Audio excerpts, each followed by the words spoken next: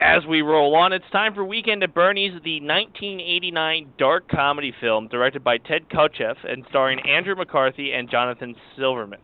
As young insurance corporation employees discover their boss Bernie is deceased, discovering that Bernie ordered their deaths to cover up his embezzlement with orders to not kill them if he is around, they attempt to convince people that Bernie is still alive. The film was released 3 times on DVD, once from Artisan Entertainment in 1998 and twice by MGM in 2005 and 2011.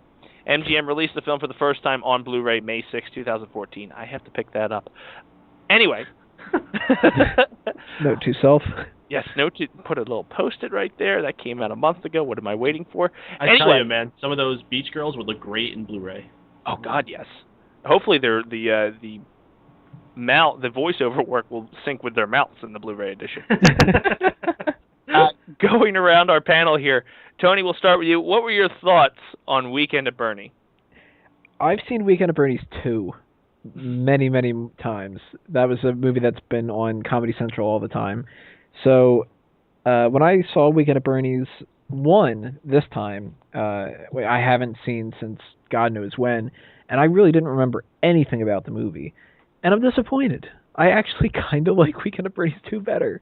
It's a really unpopular opinion, but I think that it takes too long to get started. And when the Bernie death stuff and the jokes happen, then it's got some humor to it that I can get behind, but that takes like 45 minutes to get into, and that struggle until you get to that point, it's a little bit too much for me to handle. Paden, what were your initial thoughts on Weekend at Bernie's? Well, Weekend at Bernie's was another movie that I had just put off seeing for a long time, and this one I had definitely seen the name all over the place. I knew it was one of those typical early Comedy Central era movies, and I don't know, I just stood away for it for some reason. Maybe the name just turned me off. I don't know what it was. Just something about it I had no interest. Now that I actually watched it, I see that this is where I can't say this is where it started because I know they've done things before, but this is the modern era version of the trope of the dead body started, and you've seen this parodied dozens and dozens of times since then. Simpsons has done it, of course. Pretty much any television show, I'm sure, has done something similar to this at some point. I don't like it. I think it's so overplayed. I think it's something you can do for like one scene, but a whole movie, how many jokes can you really base on this one shtick? It gets old really, really fast. A whole movie plus another. And to be honest, it took so long to get to that point.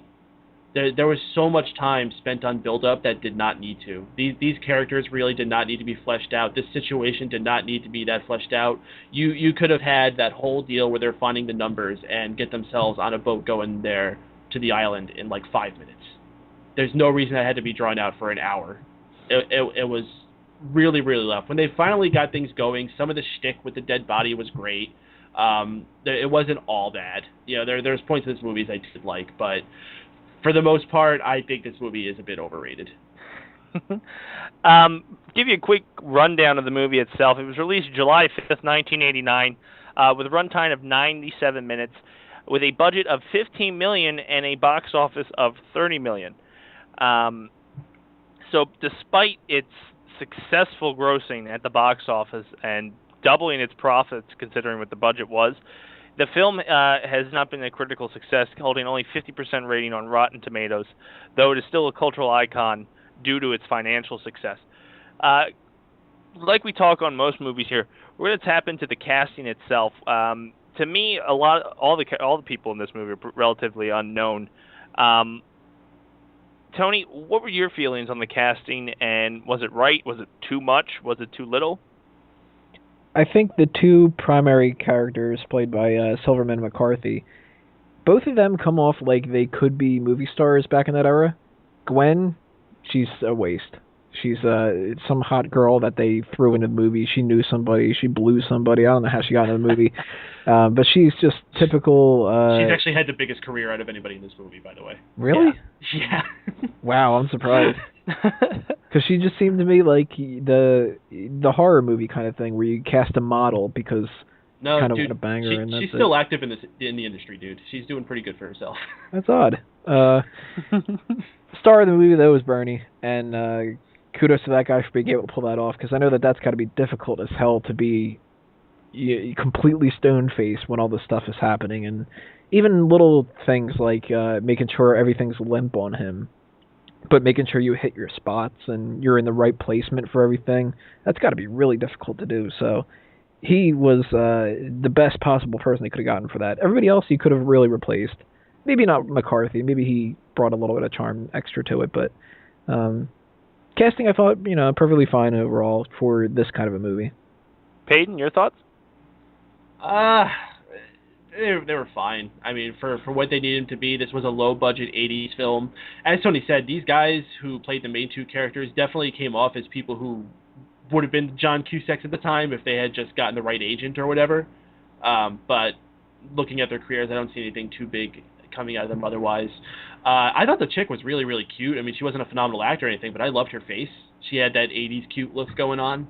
But definitely I think the person who deserves the most praise is the guy who played Bernie.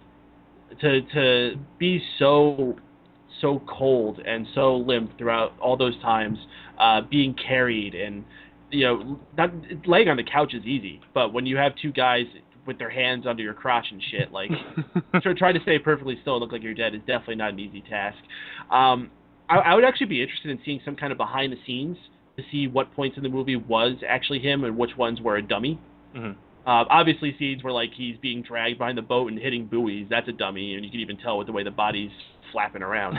But there was a lot of them where I wasn't sure. Yeah. He was just really good. I actually think the biggest hits in this movie were the extras. Like, a lot of the people that are just saying hi to Bernie as they're going by, I thought were kind of funny. All the girls were smoking. Oh, smoking girls just everywhere you looked. Like, even when they're just walking by in the dock, there's just all these beautiful women. Holy cow. And I think who actually was one of my favorites was the Goomba that gets sent to kill him, mm-hmm. who has to keep coming back over and over again. I thought he was really funny. Oh, and the Asian gardener. like all the small parts are the ones I like better than anybody else. When it comes to this movie, Tony touched base on it, and he said it was kind of an unpopular opinion, but to me, the second sequel, or the sequel to this movie was phenomenal. I am a huge fan of this franchise. I'm not going to lie. Did you feel it justified a sequel? And let's just take off initial reactions that let's just think we're in 1989 when this was first released, and then you hear 3 weeks later, kind of like how we hear Guardians of the Galaxy got greenlit for a sequel before it even came out. What would be your reaction? And we'll start with you, Tony. If you just saw this in the theater and somebody goes, well, Weekend at Bernie's 2's coming. How would you react to that kind of news? Well, just imagine before Weekend at Bernie's came out that somebody shows you a commercial for it, and it's like, here's a comedy about these guys with a dead guy and all that. You'd have to be like, what the fuck? The fuck is this movie? And then to watch that and then go, oh, we're going to get a sequel of that, you probably had such a negative reaction. I mean, it would sort of be the equivalent of if somebody would have said they were going to get a sequel to Dude, Where's My Car? Or something. But Weekend at Bernie's 2 ended up being so much more entertaining in my mind. And something that makes me laugh about that is the sequel is so ridiculous. I mean, it's standard. You get these production companies and they're like, okay, well, how do we take it to the next level? Let's have, I don't know, the Bahamas or Hawaii or wherever they are, and voodoo, and Bernie can walk in this one and stuff. It's the type of insanity that you hear about what almost happens with other movies, like tying back, I mentioned Kevin Smith earlier with Mallrats. Kevin Smith was apparently approached before that they wanted to do a sequel to Beetlejuice, and it was Beetlejuice Goes Hawaiian. So, is it the same people that did this? Where there's just anything you make a sequel out of, let's just put it in fucking the tropics, and Beetlejuice can do this kind of crazy shit too. And we can do a crossover. Beetlejuice goes and meets dead Bernie, and but that sequel probably, when they announced it at the time, was probably just what the fuck? This movie shouldn't have existed in the beginning, and we're getting a sequel, but it ended up being so damn entertaining. So, Paden, what would your reaction be if you had just walked out from seeing this and then opened your phone to see on fanboysanonymous.com that they're going to make a Weekend at Bernie's 2? Well, that kind of thing just didn't happen back then. First off, we didn't have fanboysanonymous.com or any similar website like that. And also, they didn't really make sequels, first off, right away, or even at all very often. It took a lot for a movie to get a sequel. Like, it had to have done really well, or there had to have been a pre-existing plan for the story to have had a sequel, like with Star Wars. You know, Star Wars, of course, planned to be a trilogy, but that all depended if the first movie made enough money, which thank God it did. Mm-hmm. This movie, I mean, it made its money back twofold, but that's not a lot. That's really not a lot, I think, to warrant a sequel. So I'm kind of shocked that this movie went and got a sequel. I haven't seen it, so I can't speak about comparing it. I can't imagine it's much better. I mean, once again, the shtick gets old in one movie. How could you drag it out for a whole another one? But maybe they had better writers. Maybe I don't know. I can't speak because I haven't seen it. To play off the whole sequel thing, considering this movie is almost 30 years old, which is kind of scary. And considering we're all going to be almost 30 years old. Yeah, well, the movie's younger than us. Yeah. So let's not get too crazy about that. That sucks. I could kill myself. In this day and age, especially with certain other movies from that time frame being remade, do you think a remake of Weekend at Bernie's, if written better, is possible? Paden, we'll start with you. No freaking way. Like I said, this trope is so overdone, and you see it parodied in so many other things. I don't think someone could take another movie seriously if they tried to make another one. And if they did, just do something else. Don't do Weekend at Bernie's. Do another story where you have a dead guy. Tony, your thoughts? Yeah, I think you couldn't pull it off now, and that's mostly because, like Paden said, it's become a trope. So it wouldn't necessarily be you trying to redo a movie. It would be, we've seen this before a bunch of times with everything else. It's kind of like if you wanted to do a remake of Jaws, people wouldn't be thinking of it as much as you're trying to remake Jaws as you're trying to do a Jaws. Mm-hmm. Which is, it's kind of hard to explain it like that, but... Which is why you need to put the shark in a tornado. Right, yeah. You need to put Bernie in a tornado. That's how he dies. He can just flop around, yeah. But it'll be the real actor. It won't be his stunt double. Yeah, I don't think you could ever pull off doing a sequel like that, because I think that part of the charm of what ended up making this movie happen and the sequel happen, and the reason that people still mention it nowadays is because it's already past that threshold of, it was in the 80s and it was ridiculous, and a lot of people now that would be liking Weekend at Bernie's were young enough that they could get past that.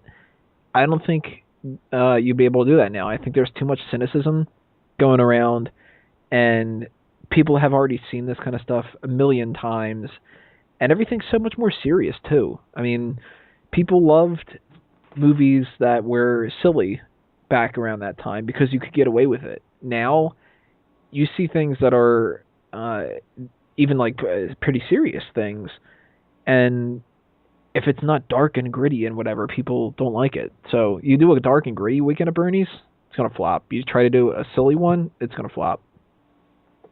Okay, so what we'll do is go around real quick. Like I said, this is only a 97-minute movie, and it's pretty straightforward, as in they're carrying a dead guy around so they don't get shot. Final thoughts and a scale 1 to 10. We'll start with you, Tony. This is so 80s that you kind of have to love at least part of it for that. The clothes, the whole like radical party with the mullets and everything. Like, it's a shame though that it seems like they padded out because they have a lack of material. And maybe if you could take all the good parts from Weekend at Bernie's 1 and Weekend at Bernie's 2 and make them one movie, it would be hilarious. But separately, it doesn't do as well. The last half of the movie is much more entertaining than the first half. And I'd probably give it about a 5. Okay, and Mr. Paden. I really do not understand how this movie has become as infamous, well, I shouldn't say, but as well known as it has. Like, as when people are talking about famous comedy movies throughout the years, they're like, oh, Weekend at Bernie's, that's definitely one that should be in that list. I don't get it. The only possible reason I could see for that is the whole concept of trying to keep the dead body alive in front of people is a fun thing to parody, and you can do it in a lot of cases. But for this movie, I just don't think the execution was very well. The jokes got old fast. They didn't get creative enough with them. And they really tried. They really tried to be creative, but it just came off dumb. The most of the better comedy was actually between the two friends than it actually was between the dead body. The best part of the movie was the killer who had to keep coming back. I like that, how he didn't think he got the job done. He just kept getting more and more ridiculous. As a matter of fact, my absolute favorite part is when he's coming back for the second time, and the one guy dumps Bernie's body over the side, and it falls on top of him, and he thinks Bernie's attacking him. He's like, oh, you want to come at me, huh? And he, like, presses him down and chokes him. I thought that was really funny. So... for the movie itself, I think I will also go middle of the ground. I'll give it a 5, and I think that is being a little bit generous. But because it's gained the popularity and all the times it's been joked on, I have to give it a little bit more praise for that. But for the girls in the movie, I'm going to give them a 10. And that, ladies and gentlemen, has been our For Real Movie Club. Weekend at Bernie's being one of my favorites, but also covering Jaws, Stand By Me, and One Crazy Summer. Go back and check out all our other episodes of the For Real Movie Club. The Mel Brooks films are what we kicked off first, and then we went into monster films. And what we're going to do now is we're going to go to Tony and Mike to see what they've got going on in their world. So we'll start with you, Tony. What's going on? All right, guys. Well, pay attention to fanboysanonymous.com. We have so many things coming your way. I mean, I could list things for an hour of different articles we've got going on, different podcasts coming up in the future and everything. But one thing to really stand out and for me to mention is coming up later this week, we're going to be at the Too Many Games convention in the Greater Philadelphia Expo Center. So if you're in the area, come by, say hello to us. We might be filming some things for that. So if you want to be on the show or any other kind of shows, whatever we do with that, that's an opportunity. We've got episodes of the group meeting coming up. We've got fan tracks, another couple things coming up with that. Review points are coming for the few movies that are coming out for the rest of the summer that we're interested in. And if you're into wrestling, there's also smarkoutmoment.com, and you can find our YouTube stuff and everything like that there as well. Just pay attention to A Mango Tree, lots of stuff coming off those branches. Okay, and Mr. Paden. Please support all the awesome stuff we got going on Mega Powers Radio. This past week, we actually celebrated our 1-year anniversary. We had a big party on Tuesday night where we featured the Roast of Tony Mango. So certainly go and check that one out. Lots of fun. We made jokes about each other, except for Dace, who didn't make jokes about anybody. They didn't quite understand the concept of a roast. Dace Man Show also celebrated their 1-year anniversary, so lots of fun went down this week. Also check out another podcast that I have been running the past couple months about Game of Thrones. It's called Sand and Snow, available on Fanboys Anonymous and Mega Powers Radio. If you're into that series, please check it out, where we talk about it, comparing it to the books. And now that the season is over, we're going to be trying to find some unique things to fill in the time in between to keep your Game of Thrones fix filled until Season 5 starts up next year. Please stay tuned with us, because we will do that for you.